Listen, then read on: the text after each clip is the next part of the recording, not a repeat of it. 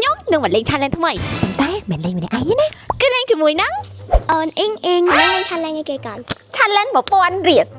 challenge mà pon riêng lắm mệt mệt biết mày một pon riệt nó ai ôn là ngày do từ thưa challenge thơ mày thơ ai tại thưa ai coi nhầm ở chương hay ở chạy ok ôi cơ mà pon nó thơ ai cào tôi ca tên nè bớt số cái mày hai challenge nè thơ mày thơ mày trong đây lên nghỉ năng bye thưa bao cái cô này một đầu tập phầnนี้ đừng cho nhá មានមកពន់ដល់ទៅទិញប៉ងប៉ុន្តែប៉ងតិចហើយអត់ឆ្ងាញ់ទៀតអូនឹកឃើញហើយអីហើយមានមីកូរ៉េណូសាច់ជ្រូកជ្រាមហ្មងមានអត់មានចាំតិច អីអាហ្នឹងមកកញ្ចាំពាន់មែន ចានេះមកចាប់ទៅ1000នេះអរគុណ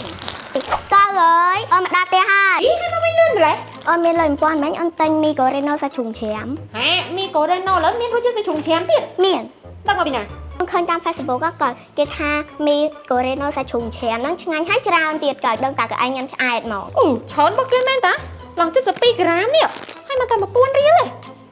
chồng xạ đủ chịu mưa sân chẳng đừng là ngày hay tràn tiệt bạc kia vậy á ហើយវិធីនៅក្នុងការចម្អិនnóគឺងាយៗមែនតើគ្រាន់តែធ្វើការហេតុមីហើយគឺយើងធ្វើការចាក់គ្រឿងទាំងអស់ចូលទៅខាងក្នុងមីនឹងមានដូចជាអំបិលមីនិងខ្លាញ់ហ្នឹងរួចចាក់ទឹកក្តៅដែលដាំពោចំណុះ300មីលីលីត្ររួចកុំភ្លេចគ្របទឹកចោល3នាទីគឺជាការស្រេចទេងាយៗលឿនញ៉ាំបានហ្មងហើយពេលដាក់មកគូឈ្ងុយខ្លាំងមែនតើអ្នកនរគ្នាតែកុំភ្លេចណាកូរច្របល់ឲ្យសព្វរួចសម្ញ៉ាំណាដើម្បីឲ្យចូលជាតិល្អវិញនិយាយពីសរសៃមីវិញគូថាតុនហើយស្វិតរសជាតិឆ្ងាញ់មិនសាកមិនដឹងទេអ្នកទាំងអស់គ្នាហើយដែលខ្ញុំចូលចិត្តខ្លាំងជាងគេហ្នឹងណាគូនៅពេលដែលយើងហូតទឹកទៅគឺរសជាតិដិតនិយាយទៅអែមប្រោរបៀបថាចាប់ជាតិគ្នាត្រូវម៉េចហ្មងហើយតម្លៃវិញត្រឹមតែ1000រៀលណាឆ្ងាញ់ហើយច្រើនទៀតមិនច្រើនមិននេះបើរហូតដល់72ក្រាមឯហ្នឹងចាំមានលុយតែ1000ក៏អាចញ៉ាំឆ្អែតហើយរសជាតិឆ្ងាញ់បានដែរណាកុំភ្លេចក្រោយជាមួយនឹងពីកូរ៉េណូរសជាតិសាច់ជ្រូកចិញ្ច្រាំ